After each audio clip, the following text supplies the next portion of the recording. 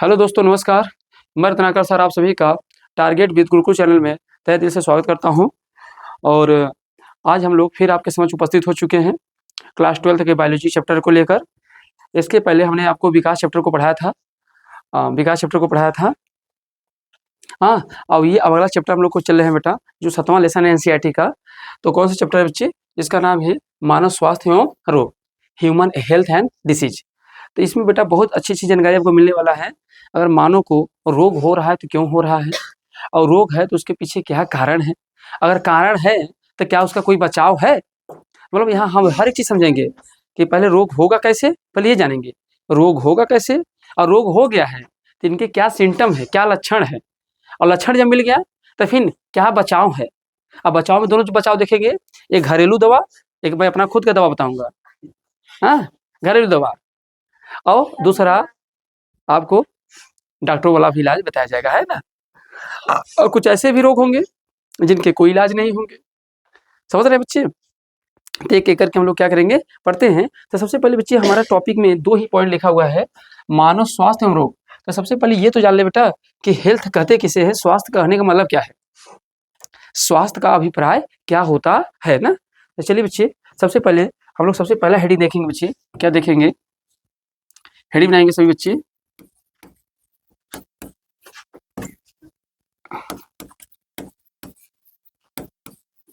Health, क्या देखेंगे बच्चे? हेल्थ देखेंगे। और हेल्थ को हम लोग क्या बोलते हैं बच्चे? स्वास्थ्य ना।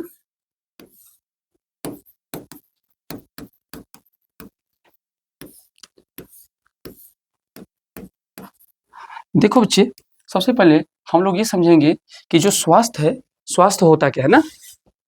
देखो, अब बताइए स्वास्थ्य का मतलब क्या होता है, आप लोग बताएं। स्वास्थ्य, हेल्थ किसे कहते हैं? हैं? स्वास्थ्य किसे कहेंगे भैया, बताइए आप लोग। देखो, स्वास्थ्य का मतलब ये नहीं होता है कि अगर आप बीमार नहीं हैं तो आप स्वस्थ हैं। अगर आप बीमार नहीं हैं तो आप स्वस्थ हैं, ऐसा बिल्कुल ना माने अपने आप को। यहाँ स्वास्थ्य की परिभाषा ही बेटा क्या होगा, अलग होगा। स्वास्थ्य की परिभाषा क्या होगा बच्चे, अलग होगा। कभी भी ये ना समझें अगर हम क्या है, बीमार नहीं है तो हम स्वस्थ हैं। यहाँ स्वास्थ्य का अभिप्राय अलग हो जाएगा। हमारे पास एक इसकी परिभाषा बहुत अच्छा देता है एक संस्था, जिसका नाम है WHO। आपने नाम सुना है? World health organisation.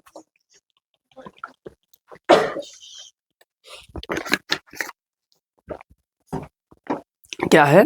World health organization, WHO। और WHO का हेडक्वार्टर कहाँ है बेटा? जिनेवा है। कहाँ है? जिनेवा। जिनेवा कहाँ है? स्विट्जरलैंड में है। कहाँ है? स्विट्जरलैंड में। अब आप कहेंगे स्विट्जरलैंड कहाँ है, तो यूरोप महाद्वीप में है। आपको ज्योग्राफी नहीं पढ़ना है, आपको क्या पढ़ना है? बायोलॉजी। तो ध्यान देना है। इन्होंने एक अपनी परिभाषा दी। और क्या परिभाषा दिया बेटा? इन्होंने कहा कोई व्यक्ति तब स्वस्थ माना जाएगा, कोई व्यक्ति तब स्वस्थ माना जाएगा जब वो मानसिक रूप से, शारीरिक रूप से, सामाजिक रूप से, समझ रहे हैं, मानसिक रूप से, शारीरिक रूप से, और इसके साथ बेटा व्यवहारिक रूप से, इन सभी रूप से अगर वह सही है तब उस व्यक्ति को क्या माना जाएगा? स्वस्थ। तो बेटा अगर मैं आपको बात करूं, एक संस्था है जिसका नाम है क्या बच्चे? WHO। WHO का फुल फॉर्म क्या होता है बेटा? हाँ, वर्ल्ड हेल्थ ऑर्गेनाइजेशन। बेटा अगर इसको कहा जाए तो इसको बोलते हैं विश्व स्वास्थ्य संगठन। हिंदी में क्या बोलते हैं बच्चे? विश्व स्वास्थ्य संगठन, विश्व स्वास्थ्य संगठन। अब इसके बच्चे अगर कहा जाए इसका हेडक्वार्टर कहाँ है, हेडक्वार्टर ध्यान देना बेटा, कहाँ है? जेनेवा में। कहाँ बच्चे? जेनेवा में। तो इन्होंने क्या किया बेटा, WHO के अनुसार अगर बेटा कहा जाए, इनके अनुसार स्वास्थ्य का अभिप्राय, स्वास्थ्य का अभिप्राय मतलब WHO के अनुसार अभी स्वास्थ्य का अभिप्राय क्या होता है बच्चे? तो इसके अनुसार अगर अभिप्राय की बात करेंगे तो क्या क्या इन्होंने पॉइंट इंगित किया अपने कॉपी के अंदर, मतलब अपने परिभाषा के अंदर। तो इन्होंने कहा कोई व्यक्ति किसी रूप से बेटा, मानसिक रूप से, दूसरा शारीरिक रूप से, तीसरा सामाजिक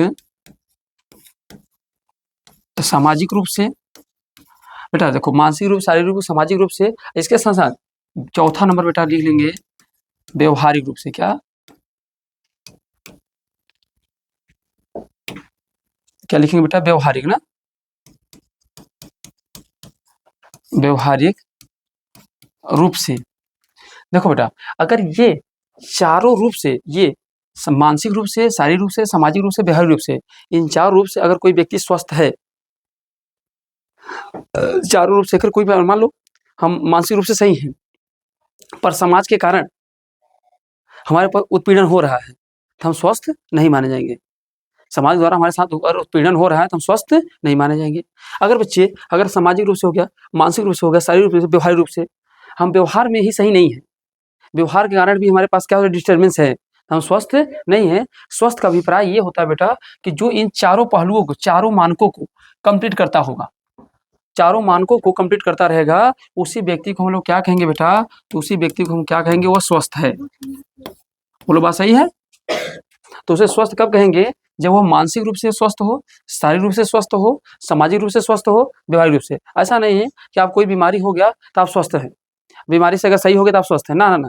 अब मान लीजिए कोई बीमार से ग्रसित है, बुखार आ रहा है आपको, बुखार आ रहा है, दवा खाएं, सही हो गए, बुखार आ रहा है, दवा खाएं, आप क्या हो गए? सही हो गए। पर मानसिक रूप से, शारीरिक रूप से, सामाजिक रूप से, इसके साथ साथ व्यवहारिक रूप से आप स्वस्थ नहीं हैं तो आपको स्वस्थ नहीं माना जाएगा। बोले बात समझ पाए नहीं समझ पाए आप लोग? तो बेटा यहाँ इसकी परिभाषा आप लोग, मैं बोलता हूँ, हर परिभाषा को मैं बोलूंगा, समझाने के बाद आप इसको क्या करेंगे? नोट डाउन करते जाएंगे। तो लिखेंगे परिभाषा इसकी, बेटा आप लोग क्या लिखेंगे? परिभाषा आप लोग लिखेंगे किसकी? स्वास्थ्य की ना। बोले बच्चे, लिखेंगे स्वास्थ्य का अभिप्राय, स्वास्थ्य का अभिप्राय, स्वास्थ्य का अभिप्राय रोग की, स्वास्थ्य का अभिप्राय रोग की, रोग की अनुपस्थिति, रोग की अनुपस्थिति, रोग की अनुपस्थिति ही नहीं, रोग की अनुपस्थिति ही नहीं, बल्कि बल्कि बल्कि इसके साथ साथ, बल्कि इसके साथ साथ, बल्कि इसके साथ साथ सामाजिक रूप से, सामाजिक रूप से, सामाजिक रूप से, मानसिक रूप से, सामाजिक रूप से, मानसिक रूप से, शारीरिक रूप से, शारीरिक रूप से, शारीरिक रूप से तथा तथा व्यवहारिक रूप से, तथा व्यवहारिक रूप से स्वस्थ है तो, स्वस्थ है तो उसे, स्वस्थ है तो उसे स्वास्थ्य कहेंगे, स्वास्थ्य कहेंगे। यह परिभाषा, यह परिभाषा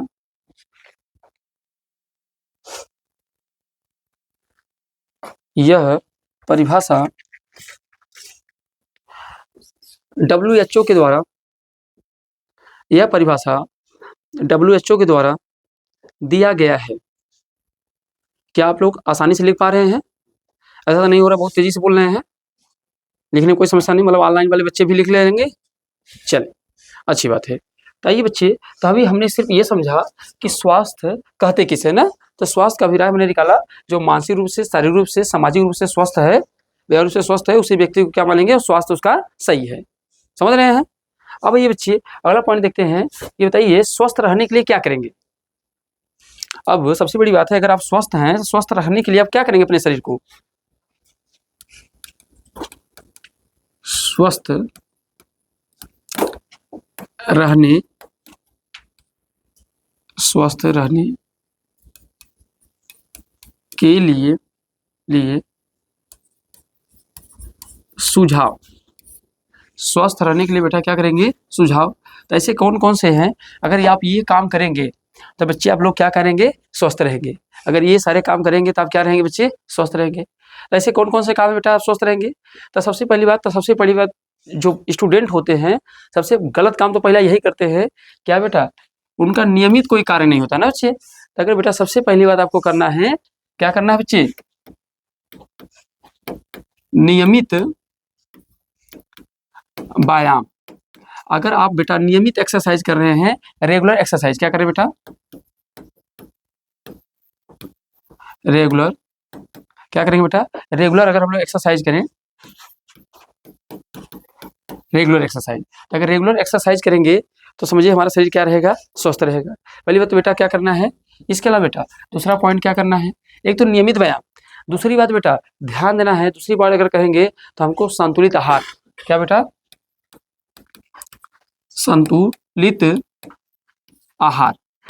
बेटा हमको संतुलित आहार की भी जरूरत है। जो भोजन ले रहे हैं कम से कम उस भोजन में पर्याप्त क्या बेटा हो, कार्बोहाइड्रेट हो बेटा, क्या हो, अगर उस भोजन में क्या हो, कार्बोहाइड्रेट हो, और उस भोजन में क्या हो बेटा आपके, उसके अंदर क्या हो, वसा हो, उसके अंदर क्या हो बच्चे, प्रोटीन हो, और उसके अंदर क्या हो बच्चे, प्रोटीन हो गया, तो क्या हो, एंजाइम हो, क्या हो उसके अंदर, हार्मोन्स हो। तो मतलब कहने मतलब कि जो भी एक पोषक पदार्थ, खनिज लवण हो बेटा, क्या हो, अब खनिज लवण हो। तो अगर ये सारी चीजें उसके अंदर न्यूट्रिशन पाए जाएंगे, जैसे जो भोजन आप ले रहे हैं उस भोजन के अंदर कार्बोहाइड्रेट भी मिले, वसा भी मिले, प्रोटीन मिले, क्योंकि हमारे शरीर के लिए यही सब तो जरूरत है। और अगर ये सभी चीजें मिले तो क्या होगा, वो व्यक्ति कैसा रहेगा, संतुलित। अब आप कहेंगे सर जी अब इतना सब सारी चीजें कहाँ से पाएं, तो ये इतना पाने के लिए हमारे पास इतना पैसा कहाँ है हम प्रोटीन ले। भैया प्रोटीन लेने का मतलब ये है कि आपके घर में जो चीजें उपलब्ध हैं उन्हीं से आपको प्रोटीन पर्याप्त मिल जाएगी। जैसे आप दाल का सेवन करते हैं, दाल से प्रोटीन ठीक ठाक मिल जाएगी आपको। सोयाबीन की यूज करिए हफ्ते में 2, अगर जिससे देखिए गरीबी रेखा के नीचे हैं तो प्रोटीन पर्याप्त करना है तो सबसे अच्छा सोर्स कौन होता है, सोयाबीन। आप क्या करिए हफ्ते में 2 बार 3 बार सब्जी खाइए सोयाबीन का, आपको प्रोटीन का पर्याप्त मात्रा मिलता रहेगा। एनर्जी के लिए चावल पर्याप्त है आप लोग के पास, और चावल आप लोग का फेवरेट भी होता है नहीं है, तो चावल खा लेंगे, वहाँ कार्बोहाइड्रेट मिल जाएगा बेटा। इसी तरीके से आप जो भी आपके पास न्यूट्रिशन है, जैसे चना आपके पास है, चना वना खा लीजिए, तो हर एक चीज़ आपके पास, दूध है, हर एक चीज़ मिल जाएगा। समझ रहे मेरी बात को, तो ध्यान देना। तो दूसरी बेटा संतुलित आहार, और संतुलित आहार हो बेटा, इसके साथ साथ क्या बेटा, क्या यही बस चाहिए, इसके लिए क्या चाहिए बेटा, दूसरी चीज़ें क्या चाहिए, स्वच्छ वातावरण। और सबसे ज़्यादा डैमेज यही हुआ है जिसके कारण लोग बीमार पड़ रहे हैं। और स्वच्छ वातावरण होने के लिए पेड़ पौधे होने चाहिए, है नहीं है। तो स्वच्छ वातावरण मतलब बेटा क्या, स्वच्छ वातावरण मतलब बेटा आपको क्या मिल जाए, शुद्ध वायु मिले, क्या मिले बेटा, शुद्ध वायु मिले, शुद्ध पेयजल मिले, है नहीं, शुद्ध पेयजल मिल जाए बेटा, शुद्ध खाद्य पदार्थ मिले बेटा, अगर शुद्ध खाद्य। अच्छा इसके साथ साथ बेटा जो सोने का दिनचर्या है वो बहुत सही होना चाहिए। अब जैसे किसी का मन कर रहा है, जब नहीं तभी सो जा रहा है, तो सोने का जो एक नियमित दशा है वो डेली वही होना चाहिए, रूटीन। मतलब आपकी जो रूटीन है, रहन सहन खान पान ये सारी चीज़ों की, तो जो खान पान आप ले रहे हैं, अब जैसे भोजन का अनियमित समय पे भोजन करेंगे, ये भी एक समस्या है। मतलब भोजन करने के जो नियमित समय है, आप उसी समय पे अपने डाइट को भोजन कर लेंगे तो सही रहेगा। जैसे आपने अपना शेड्यूल बनाया हुआ है कि हम क्या करते हैं 10 से 11 बजे के बीच में खाना खाते हैं, तो 10 से 11 बीच में खाना खा लीजिए। अगर शाम को आप 9 से 10 के बीच में खाना खा रहे हैं तो 9 से 10 के बीच में खाना खा लीजिए। रात को 10 बजे के बाद सो जाते हैं तो 10 बजे मतलब सोना है तो सोना ही है। हाँ, और फिर 4 बजे अगर जगना है तो 4 बजे जगना भी है। पर यहाँ खाने के लिए, सोने के लिए पहले सो जाएंगे क्योंकि रात सुबह जगना है। और भोरहिया जब निदिया खुले तो क्या करिए, थोड़ा सा और ऐसे कर सुबेर करिए। अब यहाँ तक कि कोचिंग में आने में लेट हो जाए, ऐसे लोग भी है नहीं है। तो क्या करना पड़ेगा बेटा, तो आपको स्वस्थ रहने के लिए इन सभी कार्यों से होकर गुजरना पड़ेगा। अगर ये सभी चीजें आपको सही तरीके से मिल रही है बच्चे, तो आप मान लीजिए क्या बेटा है, स्वस्थ है नहीं है। चलिए अगर यहाँ तक की बातें समझ आएगी बच्चे तो हम लोग आगे बढ़ते हैं।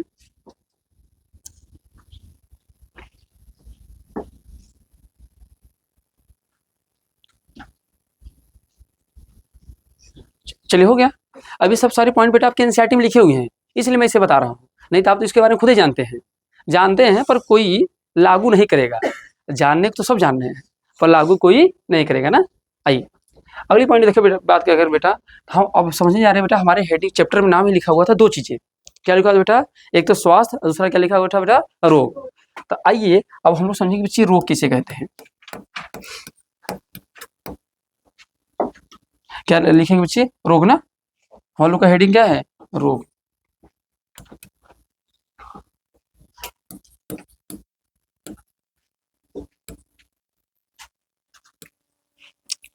चलो बच्चे अब रोग किसे कहेंगे,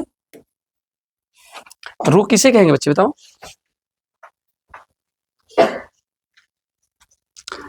रोग किसे कहेंगे बेटा, तो सीधी सीधी बात कर सकते हैं, हमारे शरीर के अंदर जो भी अंग हैं, हमारे शरीर के अंदर जो भी अंग हैं, एक या एक से अधिक अंगों का जो भी कार्य है, वह कार्य का क्या हो बेटा, सीधी सीधी कह सकते हो कि जो भी कार्य हो वो उसका प्रतिकूल प्रभाव पड़ता हो।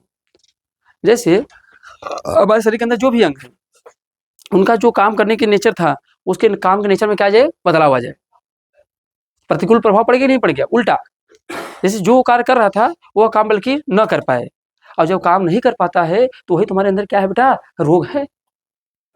रोग मतलब क्या हुआ कि हमारे शरीर के अंदर जो भी बेटा का सीधे सीधे कर सकते हो, जब हमारे शरीर के एक या एक से अधिक अंग या अंग तंत्र के कार्यों पर प्रतिकूल प्रभाव पड़ता है तो वह व्यक्ति स्वस्थ नहीं माना जाएगा, और जब स्वस्थ नहीं रहेगा तो उसी व्यक्ति को क्या कहेंगे, रोगी कहेंगे। तो बच्चे लिखेंगे मेरे साथ परिभाषा, मैं बोलता हूँ लिखेंगे आप लोग, इस परिभाषा को लिख लीजिए फिर मैं समझाता हूँ आपको। लिखेंगे, जब हमारे शरीर के जब हमारे शरीर के एक या एक से अधिक अंग, जब हमारे शरीर के एक या एक से अधिक अंग अंग अंग या अंग तंत्र पर या अंग तंत्र के या अंग तंत्र के कार्यों पर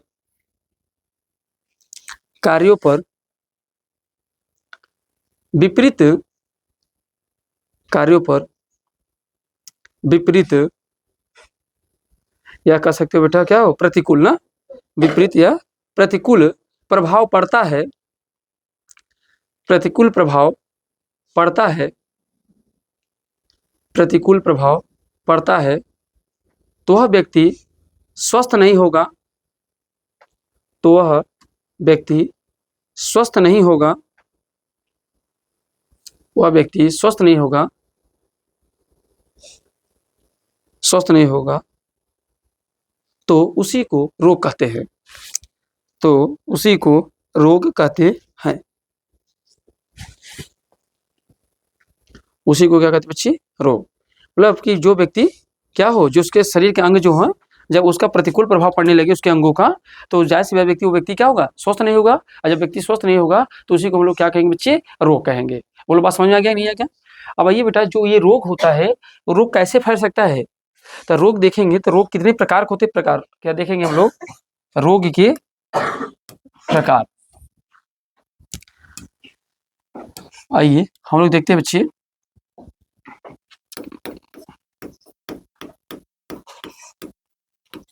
रोग के प्रकार, टाइप ऑफ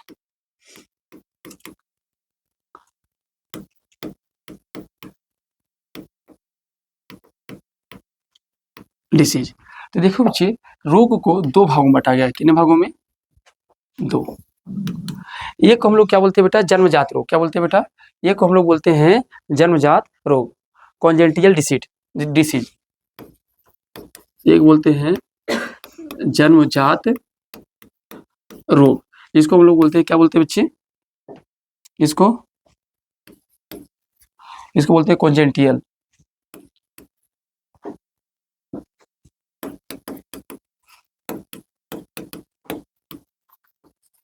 डिसीज। तो ध्यान देना बच्चे, तो ये कौन हमारे पास होता है, जन्मजात रोग। और दूसरा कौन होता है बेटा, दूसरा बोलते हैं एक्वायर्ड डिसीज। क्या बोलते हैं बच्चे, एक्वायर्ड डिसीज, जिसे हम लोग बोलते हैं उपार्जित। अब समझते हैं कि उपार्जित रोग किसे कहते हैं और जन्मजात रोग किसे कहते हैं बेटा। तो जाहिर सी बात ऐसे समझ लो बेटा, जन्म से मिलने वाले रोग, जैसे हमारे माता पिता से जो मिलने वाले रोग होते हैं, उसे हम लोग क्या कहेंगे, जन्मजात रोग कहेंगे ना। तो कह सकते हो इसे किसे कहेंगे बेटा, जन्म से मिलने वाले, जन्म से मिलने वाले रोग को जन्मजात रोग कहते हैं। क्या कहते हैं बच्चे, जन्मजात रोग कहते हैं। जैसे बेटा अगर जन्म से मिलने वाले रोग को क्या कहेंगे, जन्मजात रोग। और जन्म से कौन से रोग मिल जाते हैं बच्चे, अब जैसे जायज़ बात, जो रोग पहले से हुआ हो, माता पिता को हुआ हो, और वही रोग क्या हुआ, संतान जब पैदा हुआ तो उसके अंदर भी यह रोग हो गया, तो उसे हम लोग क्या कहेंगे, जन्मजात रोग। जैसे बेटा अगर हम लोग बात करें तो जितने भी अनुवांशिकी रोग होंगे सब किसके अंदर आएंगे, इसी के अंदर आएंगे। जैसे बच्चे हम लोग बात करेंगे किसको, हीमोफीलिया की बात करेंगे बेटा, किसकी बात करेंगे, हीमोफीलिया हो गया। इसके अलावा बच्चे किसकी बात करेंगे, वर्धानता की बात करेंगे, वर्धानता हो गया। इसके अलावा बेटा हम लोग किसकी बात करेंगे, पटाऊ सिंड्रोम हो गया, पटाऊ सिंड्रोम, डाउन सिंड्रोम, सिंड्रोम। इसके अलावा बच्चे सिकल सेल एनीमिया हो गया, सिकल सेल एनीमिया हो गया। तो ये बच्चे जो भी रोग हैं, ये सभी के सभी कैसे रोग हैं बेटा, तो इन्हें हम लोग बोलते हैं क्या, जन्मजात रोग। क्या बोलते हैं बच्चे, जन्मजात रोग, जो जन्म से ही है ना। तो जैसे कौन कौन से, हीमोफीलिया, वर्धानता, Patau syndrome, Down syndrome, sickle cell anaemia. अच्छा, इन सभी के बारे में आप पढ़ेंगे, परेशान नहीं होइए, आप इन सभी के बारे में क्या करेंगे, पढ़ेंगे। उपार्जित रोग किसे कहते हैं बेटा, वे रोग जो जन्म के पश्चात होते हैं, मतलब जो रोग हमारे माता पिता से न प्राप्त हुए हो, मतलब हम जीवन जी रहे हैं तो उसमें वातावरण में परिवर्तन के कारण, तमाम प्रकार की कमियों के कारण जो रोग हो जाए, हमारे अंदर आ जाए, तो उसे हम लोग क्या बोलते हैं बेटा, उपार्जित रोग। क्या बोलते हैं, उपार्जित रोग। तो याद रखिए बेटा, उपार्जित रोग किसे कहते हैं, जो रोग जन्म के पश्चात होता है। तो जो रोग बेटा जन्म के पश्चात होता है उसे हम लोग क्या कहते हैं, उपार्जित रोग। अब इनको बेटा कितने भागों में बांटा गया है, इनको दो भागों में बांटा गया है। कितने भागों में, दो भागों में। अब दो भाग कौन कौन से प्यारे,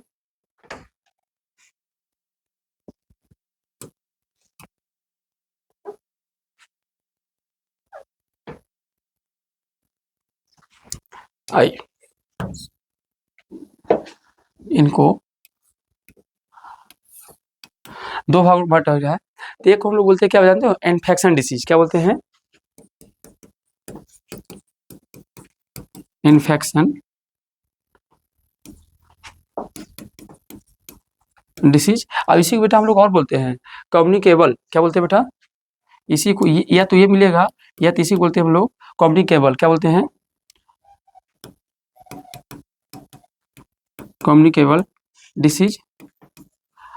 और दूसरे इसको हिंदी में बोलते हैं बेटा, जानते हो क्या बोलते हैं, संक्रमण रोग। क्या बोलते हैं बच्चे, संक्रमण रोग। और दूसरा जो होता है बेटा, इसे बोलते हैं नॉन इन्फेक्शन ना, नॉन इन्फेक्शन डिसीज, या इसी को बोल सकते हैं बेटा, क्या बोल सकते हैं इसी को, नॉन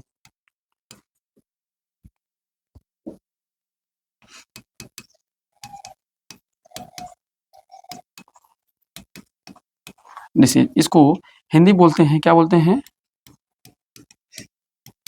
असंक्रमण रोग ना बच्चे। अब बच्चे आपके मन में आएगा कि सर संक्रमण रोग किसे कहते हैं, संक्रमण रोग किसे कहते हैं। तो जाहिर सी बात है बेटा कि जो ध्यान है एक शरीर से दूसरे शरीर में क्या हो, स्थानांतरित हो जाए, जो क्या हो, जैसे ये रोग मुझे हुआ हो और वह रोग जैसे मैं आपके साथ जाके बैठ जाऊं या आपके संपर्क में आऊं, तो यह रोग जैसे छींक, जैसे सर्दी, सर्दी कैसा है, संक्रामक रोग है। क्या है, हमने इनको सर्दी या खांसी आ रही थी और खांसी ट्रांसफर कहाँ हो गई, हमारे पास। इन्फ्लुएंजा वायरस जो था कहाँ आ गया, हमारे अंदर आ गया, तो इसे हम लोग क्या कहेंगे बच्चे, संक्रमण रोग। दूसरा, हमें कोई रोग हो पर हम आपके पास बैठे उठे बैठे उससे कोई फर्क न पड़े आपको, तो उसे क्या बोल देंगे, असंक्रमण रोग। तो जाहिर सी बात है, जो क्या हुआ, जब कोई रोग किसी व्यक्ति के संपर्क में आने पर होता है, जब कोई रोग बेटा किसी व्यक्ति के संपर्क में आने पर होता है तो उसे हम लोग क्या कहते हैं बेटा, संक्रमण रोग। किस नाम से जानते हैं, संक्रमण। जैसे बेटा अगर मैं आपकी बात करूं, जैसे इसकी एग्जांपल की बात करता हूं, एग्जांपल मैं इधर लिख दे रहा हूं ना। जैसे बेटा बताओ एड्स, तो एड्स कैसा रोग है, अगर कोई व्यक्ति को एड्स हुआ है और वह दूसरे व्यक्ति के संपर्क में आएगा तो एड्स रोग क्या हो जाएगा, हो जाएगा। दूसरी बात एड्स हो गया। अब बताओ सबसे बढ़िया एग्जाम्पल ले लो आप लोग, कोरोना। कोरोना क्या था बेटा, एक दूसरे के संपर्क में कोरोना हो गया बेटा। इसके अलावा आप ऐसे एग्जाम्पल ले लो, दाद हो गया, खुजली हो गया, यहाँ तक कि आप जो कपड़ा कोई व्यक्ति पहना हुआ है और खुजली हुआ है, अगर वही कपड़ा आपने पहन लिया तो आपके पास हो जाएगा। तो क्या हो गया, एड्स हो गया, कोरोना हो गया, दाद हो गया, खुजली हो गया बेटा। इसके अलावा बेटा मलेरिया हो गया। क्या हो गया, मलेरिया। मलेरिया भी किससे होता है, प्लाज्मोडियम से। किससे होता है, प्रोटोजोआ से। प्लाज्मोडियम प्रोटोजोआ से होता है। और किसी व्यक्ति को मलेरिया हुआ है तो अगर आप संपर्क में आएंगे तो आपको भी मलेरिया हो जाएगा। इसके अलावा बेटा आप मान लीजिए किसको बेटा, टीबी को, टीबी हो गया, चेचक हो गया जिसको लोग बोलते हैं छोटी माता। तो ये सब बेटा कैसे रोग है, तो कह सकते हैं सभी सभी बेटा संक्रमण रोग है ना। अगर किसी को हुआ है, अगर आप संपर्क में जाएंगे तो आपको भी यह रोग हो जाएगा। असंक्रमण रोग किसे कहेंगे बेटा, तो कह सकते हैं ना, जो संपर्क में आने से नहीं फैलता हो। अगर असंक्रमण रोग किसे कहेंगे, जो संपर्क में आने पर नहीं फैलता है। तो जो संपर्क में आने पर नहीं फैलता है उसे हम लोग क्या कहेंगे बच्चे, असंक्रमण रोग। क्या कहेंगे प्यारे, असंक्रमण रोग। जैसे बेटा अगर इसकी एग्जांपल की बात करेंगे तो इसके एग्जांपल यहाँ लिख ले, है ही नहीं है। इसके एग्जांपल को हम लोग यहाँ लिख लेते हैं। जैसे बेटा आप लोग को बात करेंगे जैसे मधुमेह,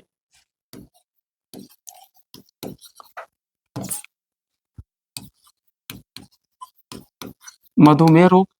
अब बेटा किसी को शुगर है, तो अगर किसी व्यक्ति को शुगर है, डायबिटीज है, तो अगर उसको डायबिटीज हुआ तो ऐसा नहीं कि हमारे बगल में बैठेगा तो हमको भी डायबिटीज हो जाएगा। तो मधुमेह कैसा रोग है बेटा, असंक्रमण रोग है। जैसे बेटा अगर इसके अलावा बेटा जैसे कैंसर किसी व्यक्ति को है, तो कैंसर है तो उसे रहने दो, उसके आने जाने से संपर्क में वो नहीं आएगा, कैंसर हो गया बेटा। इसके अलावा बेटा अगर आपसे मैं कहूँ कैंसर हो गया, एलर्जी। अब जैसे मान लो हमको धूप से एलर्जी है, तो क्या मेरे साथ साथ आप भी बैठते रहोगे तो आपको भी धूप से एलर्जी हो जाएगी, नहीं ना। तो ये सभी रोग कैसे बेटा, असंक्रमण। अच्छा, एड्स के बारे में एक बात समझिएगा बेटा। एड्स को, जैसे मेरा किसी व्यक्ति को एड्स हुआ है और मेरे साथ बैठा हुआ है, तो एड्स नहीं होगा। कब तक नहीं एड्स होगा, तब जब तक जिस व्यक्ति को एड्स हुआ है उसका टिश्यू, उसका जो टिश्यू है बेटा, जब तक अगले बॉडी के कनेक्ट में नहीं आएगा। किसी को एड्स तभी होगा जब उसका टिश्यू, जिस व्यक्ति को एड्स हुआ है और जिस व्यक्ति को नहीं हुआ है, तो जिस व्यक्ति का हुआ है उसका टिश्यू जब जिस व्यक्ति को नहीं हुआ उसके बॉडी में अगर चला जाएगा तभी एड्स होगा। जैसे ब्लड, उत्तक, जैसे ब्लड है, अगर उसका ब्लड जिस व्यक्ति को नहीं हुआ उसके शरीर के अंदर चला गया, जैसे इंजेक्शन था, उसी व्यक्ति को इंजेक्शन लगा जिसको एड्स हुआ था, और फिर वही इंजेक्शन लगा के हमने क्या किया, आपको लगा दिया, तो टिश्यू कहाँ चला गया, आपके अंदर, तो वह रोग आपको भी हो जाएगा। तो बोलो बात समझ पाए, नहीं समझ पाए। तो समझ पाए बेटा, रोग कितने प्रकार के होते हैं, तो रोग दो प्रकार के होते हैं। एक तो जन्मजात रोग होते हैं, दूसरा कैसे होते हैं, उपार्जित रोग। उपार्जित रोग किसे कहते हैं, जो जन्म के पश्चात होते हैं। जन्मजात रोग किसे कहते हैं, जो जन्म से ही मिला हो, वंशज में मिला है हमको ना, ये हमारे वंशज से ही मिला हुआ रोग जो है। और ये भी कितने प्रकार के, दो प्रकार के, एक संक्रमण रोग, दूसरा क्या बेटा, असंक्रमण रोग। अब बात ये होती है, ये तो हमने समझ लिया बेटा रोग की। अब हम लोग ये समझेंगे कि जो रोग होता है बेटा, रोग जो होता है, तो रोग होता कैसे है, किससे होता है ना, यह रोग होता है तो किससे होता है, ये भी तो इंपॉर्टेंट है। हमने तो जान लिया कि रोग कितने प्रकार के होते हैं, तो समझ लिया रोग दो प्रकार के होते हैं। अब अगला हेडिंग बनाएंगे बच्चे सभी, रोग किससे होता है ना, तो डालेंगे रोग जनक। क्या डालेंगे, रोग जनक, जिसको बोलते हैं पैथोजिन। यहां तक हो गया। तो आप लोग क्या करिए, SS ले लीजिए। समझते नहीं समझते SS का मतलब? स्क्रीन शॉट या लाइन बच्चों के लिए बोला जा रहा है SS।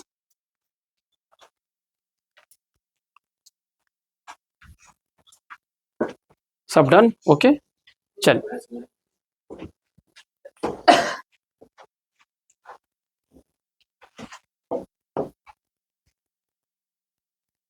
चलिए आइए आगे बढ़ते हैं। अब डालेंगे बेटा पहला पॉइंट, अब डालेंगे हम लोग रोगजनक। रोगजनक, इसको इंग्लिश में हम लोग क्या बोलते हैं बेटा? पैथोजिन बोलते हैं। क्या बोलते हैं? पैथोजिन।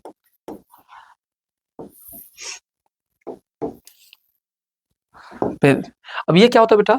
तो जो रोग उत्पन्न करता है उसी को हम लोग क्या बोलते हैं? पैथोजिन बोलते हैं। क्या बोलते हैं बेटा? तो ले सकते हैं जो रोग उत्पन्न करता है उसे क्या बोलते हैं बेटा? रोग जनक कहते हैं। अब आपके मन में आएगा बच्चे कि कौन कौन ऐसी चीज है जो रोग को जनक रोग उत्पन्न करता है? जैसे बेटा रोग उत्पन्न करने वाले कौन कौन से जीव है बेटा? रोग उत्पन्न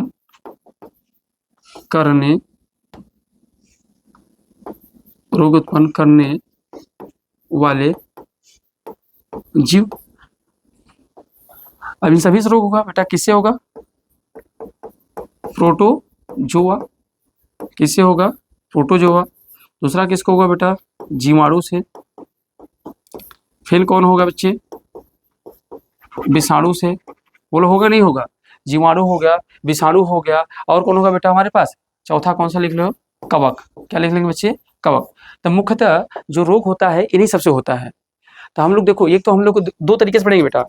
एक तो हम डालेंगे जैसे प्रोटोजोआ से रोग पढ़ रहे हैं ना, तो एक बार मैं इंपॉर्टेंट बता दूंगा कि प्रोटोजोआ से कौन कौन से रोग होते हैं। अब फिर उन रोगों में सभी रोग को नहीं पढ़ना है, उन रोगों में जो एनसीईआरटी में आपके डीपली दिया हुआ है तो उसमें से एक दो रोग जो इंपॉर्टेंट होंगे उसको हम लोग क्या करेंगे? पढ़ लेंगे। जब कवक से संबंधित रोग पढ़ाएंगे तब पूरा कवक से रोग कौन कौन से मानव के अंदर हो सकते हैं, कौन प्लांट के अंदर हो सकता है, सभी बता देंगे। फिर उसके बाद उसमें से कौन से महत्वपूर्ण रोग हैं उनको क्या करेंगे? डिटेल करके पढ़ेंगे। तो बात समझिए बच्चे, तो रोगजनक किसे कहते हैं? जो रोग को उत्पन्न करे उसे क्या कहते हैं बच्चे? रोगजनक। समझ रहे हैं? ध्यान देना, ये बात बच्चे याद रखना कि रोग। अच्छा बताइए बेटा, अगर रोग उत्पन्न हो रहा है तो उसके बेटा क्या होगा? रोग से ग्रस्त होने वाले कुछ पहचान भी तो होगी। कैसे करेंगे पहचान इसकी? तो देखिए बच्चा, दूसरा पॉइंट यही आप डाल लीजिए। क्या डालेंगे? रोग से ग्रस्त होने पर पहचान।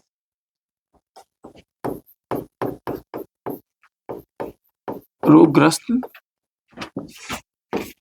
का पहचान। ऐसा नहीं है कोई व्यक्ति तुरंत ही बीमार पड़ के तुरंत गिर जाता है बेटा। आपको बताऊं, कोई व्यक्ति अगर आपको लग रहा है कि कोई व्यक्ति तुरंत बीमार होता है और गिर जाता है तो ऐसा नहीं होता है।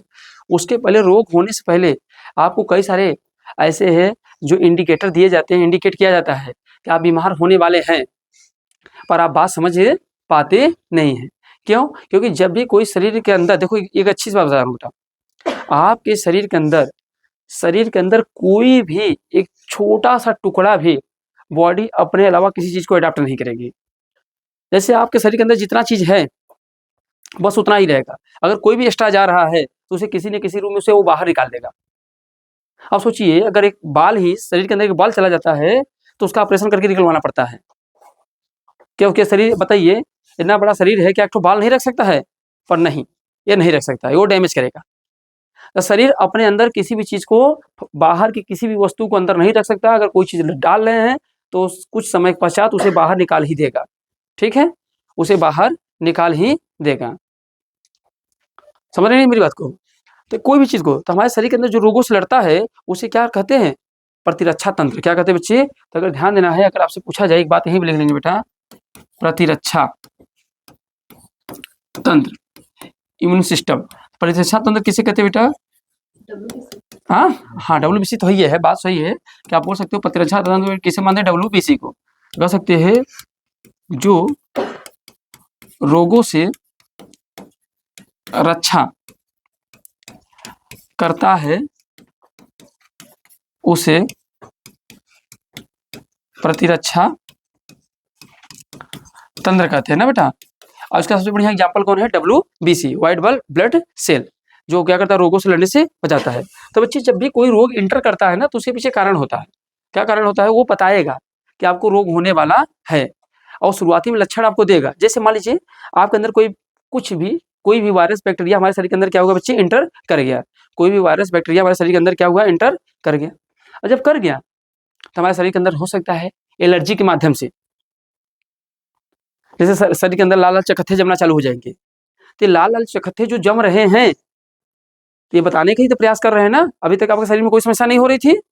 जैसे हमारे शरीर के अंदर 2-3 दिन पहले हमारे पेट में हल्का मंद मंद दर्द होना चालू हुआ, तो ये क्या है?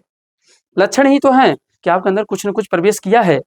आप इसके बारे में तत्काल डिसीजन लीजिए, नहीं मैं कुछ दिन के बाद यह व्यक्ति की संख्या अगर जो अंदर प्रवेश किया है, अगर उसकी संख्या ज़्यादा बढ़ी तो आपको निपुणने में समय नहीं लगेगा, है कि नहीं? तो जैसे शरीर के अंदर क्या हुआ? हल्का दर्द महसूस होगा, बुखार होगा, शरीर का तापमान बढ़ सकता है, कम भी हो सकता है, ठंडी भी लगने सकती है आपको। जैसे कोई आज ठंड बहुत लग रही थी, फिर आपको दूसरे तीसरे दिन फिर ठंड लगी, जबकि सामान्य व्यक्ति को ठंड नहीं लग रही थी, पर आपको ठंड लग रहा है, तो भी क्या बच्चे? लक्षण है। तो लक्षण डिसाइड करता है। पर यही जैसे क्या होता है, जब कोई बैक्टीरिया जीवाणु शरीर के अंदर इंटर कर लिया, तो उसे फर्स्ट टाइम में मारने का प्रयास करता है, और जब वो नहीं मार पाता है तो सूचित करता है, भाई अब संभलो, अब बाहर से कुछ सैनिक भेजो, तभी तो मैं इस शरीर के अंदर जो तुम्हारे अंदर बैक्टीरिया घुसा हुआ है, जीवाणु घुसा हुआ है, वायरस घुसा हुआ है, उसे तभी मार पाऊंगा। तब बाहर से फोर्स भेजा जाता है। अब बाहर से फोर्स में जैसे पैरासीटामोल सबसे फेवरेट दवा है, कोल्ड फीवर, बहुत सारे जो बाहर के फोर्स होते हैं, तो कई प्रकार के फोर्स होते हैं। अब डिपेंड करता है कि हम कौन सी फोर्स भेजेंगे, पीएसी भेजेंगे, पुलिस भेजेंगे, होमगार्ड भेजेंगे, कि पैरामिलिट्री भेजेंगे, कि एनएसजी भेजेंगे, समझ रहे हैं? अब एनएसजी जैसे कैंसर जैसा रोग है, तो वहाँ फिर एनएसजी को जाना पड़ेगा। एनएसजी मतलब सबसे नेशनल सिक्योरिटी गार्ड। तो ऐसे ही हमारे यहाँ जो भयंकर दवाई होंगे, पेन किलर होंगे, वो कब लेंगे? जब बहुत ज़्यादा समस्या होंगी तब। तो बाहर से फोर्स जाएगा, और फोर्स अंदर जाकर उन सभी जो भी दुश्मन हैं उन्हें डिस्ट्रॉय करेगा, तो अपने आप रोग क्या हो जाएगा? समाप्त हो जाएगा। तो पर इसके पहले फोर्स बुलाने से पहले वो खुद ही लड़ता है बेचारा। जब नहीं लड़ पाता है, संख्या ज़्यादा हो जाती है, तो कहता है आओ, नहीं फिर तुम जाओ, समझ रहे हो? तो बेटा क्या क्या लक्षण है जरा समझ लेते हैं बेटा। तो सबसे पहली बात बेटा जानते हो क्या होगा? दर्द होगा। क्या होगा बच्चे? दर्द हो जाएगा कि नहीं हो जाएगा? दर्द मिलेगा बेटा आपको। क्या होगा? बुखार आएगा। क्या है बच्चे? बुखार हल्का हल्का आपको लगे, ऐसा लगे शरीर में बुखार है। फिर क्या होगा बेटा? मुंह सूखने लगेगा। मुंह क्या होगा बेटा? सूखने लगेगा। आपको मुंह क्या होगा? सूखने लगेगा। अब पानी कैसे लग रहा है कि तास लग रहा है। तो ये सभी क्या है बच्चे? लक्षण है। इसके अलावा बच्चे क्या होगा? आपका सिर दर्द होगा। क्या होगा बच्चे? सिर दर्द होगा। और क्या होगा बच्चे? हाँ हाँ, जो पेशाब होगा बेटा, पेशाब कैसा होगा? गाढ़ा एवं पीला। अगर पेशाब पीला हो रहा है तो ये भी बच्चा क्या है? लक्षण है, ठीक है, यूरिन का। इसके अलावा बच्चे अगर देखा जाए तो शरीर के तापमान में क्या होगा बेटा? शरीर के तापमान में कमी या क्या होगा बच्चे? वृद्धि। क्या होगा बेटा? कमी या तापमान में वृद्धि। इसके अलावा बच्चे भूख न लगना। अच्छा, भूख न लगना एक लक्षण तो इसका ये है। अब भूख न लगना, प्यास न लगना, ये कहीं एक बीमारी का और लक्षण है। बड़ा फेवरेट बीमारी है इस समय का। आप लोग जानते कि नहीं जानते हैं? किसी को भूख नहीं लग रही है, नींद सही से न आना, हाँ, नींद न आना, देखो, नींद न आना, भूख न लगना, और क्या होना बेटा? हाँ, ये बीमारी और एक बीमारी का लक्षण है। किसका है? आज का सबसे बड़ा बीमारी नहीं मालूम है आप लोग को? लवेरिया, है ना? इसमें भी लोगों को यही समस्या होती है। जितने लोग प्यार के मारे हैं, उनको देखोगे भूख नहीं लगेगा, उनको प्यास नहीं लगेगा, उनको नींद नहीं आएगा, हाँ, ये सारी समस्या उनके अंदर रहती है। पर यह रोग से, इस रोग से कोई लेना देना नहीं है। वो फालतू के ड्रामेबाजी है, बिना लात खाए। एक बार भरपूर लात खा जाएंगे तो जितना प्यार वाला लक्षण है वो समाप्त हो जाएगा। जैसे भूख न लगना, नींद न आना, समझ रहे हो? तो ये सारी समस्याएं जो उनके अंदर होती है ना, वो क्यों होती हैं? बिना लात खाए। आप जितनी लात खाएंगे सारी समस्याएं दूर हो जाएंगी। और बेटा अगर रोग से वास्तव में आप ग्रस्त हैं तो ये सभी लक्षण उसके अंदर होंगी। शुरुआती में आपको समस्याएं होंगी इसमें से कोई ना कोई, और इनमें कोई समस्याएं हो रही तो मतलब आपको सख्त डॉक्टर का सलाह लेना अनिवार्य है, तो डॉक्टर से मिलेंगे। तो हम आज क्या किए बेटा, तो आज हम लोग क्या किए, एक इस चैप्टर का बेसिक इंट्रोडक्शन लिया कि हमने समझा सबसे पहले स्वास्थ्य होता क्या है। हमने जब स्वास्थ्य समझ लिया फिर हमने सोचा कि रोग क्या होता है बेटा, क्या समझा रोग, फिर रोग होते क्यों हैं, किससे होते हैं ये भी समझा, और रोग की पहचान क्या होते हैं, और शरीर को स्वस्थ कैसे रखे। तो इन सभी पॉइंटों पे हमने क्या किया, चर्चा कर लिया है। कल से मुख्यतः हम लोग इंटर करेंगे और कोई ना कोई टॉपिक उठाकर बेटा रोग को पढ़ना चालू करेंगे ना। जैसे प्रोटोजोआ से होने वाले रोग या कवक से होने वाले रोग, तो किसी न किसी एक को क्या करेंगे, पढ़ेंगे। तब तक के लिए आपकी क्लास यहीं करेंगे क्या, द एंड, और फिर मिलेंगे कल। और तब तक के लिए सभी को जय हिंद, जय भारत।